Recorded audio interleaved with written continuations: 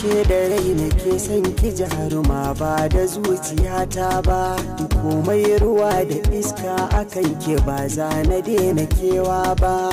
idan na samu zarar samun ke ba za na tanka kowa ba,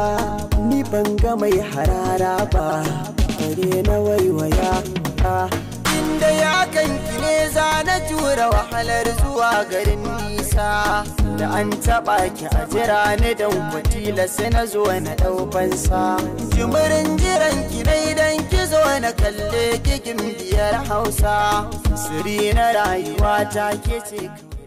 Wa alaikum salam. Ranka ne barka da wani lafiya. Lafiya lau alhamdulillah. Masha Allah. To yalla bai sakamakon ziyarar balata da muka kawo maka ta wannan group naka mai albarka, special group naka da muka yi domin masoyanka na duniya baki da na ko ina da ina. So group ne muka da shi domin masoyanka na duniya gaba daya. Me za ka iya cewa game da wannan group?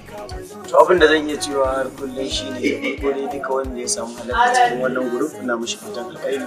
Sannan kuma abu ne na farin ciki a gare ni, na ji daɗi sosai duba da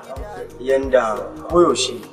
irin wayannan group su suke kama mu da ba na iya. Gaskiya babu abin da zan ce sai dai in ce Allah ya saka mu da muka tunanin ku taya aikin na gode sosai. Sannan kuma Allah ya ba mu ikon zama lafiya da dukkan sannan labai akwai wani dan comedy duka da muke yi muna wayar da su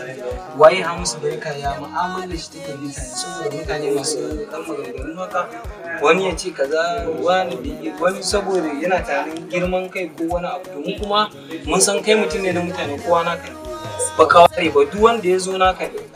ba bako ba dan gari kowa naka ba. Gaskiya ne alhamdulillah ni ban ga kuskure ba domin har kullum kowa yana da sallar da zai yi nasara a cikin rayuwarsa. Idan dai har wannan gwamnatin da kuke motsawa wata rana za ka ga ya zama sallan zama wani abu sai ka ga an san fuskar mutum ne da ba sani to kaga ba abu ne wanda zan zo Allah ya taimaka Allah. So alhamdulillah mai gado bai suna asira mai zama ne kamar yadda ka sani. So gaskiya mutane da dama suna nuna farin ciki sosai akan wannan kuma da naka da muke ta yi, sannan kuma muna so ku nuna duniya cewar waye auzi waye mai zamani musamman a wannan tafiya ta masu yanka da muka ɗauko ina fatan zai ba mu nasara. To gaskiya auzi ko zuma ga dan bare an saba zai sunan sama shi a baki sannan da sanar da zamani ko da ban bude baki na ce komai akan su ba duba da yadda muka saka riguna ya kasancewa sun ji kuce sannan kasancewa suna tare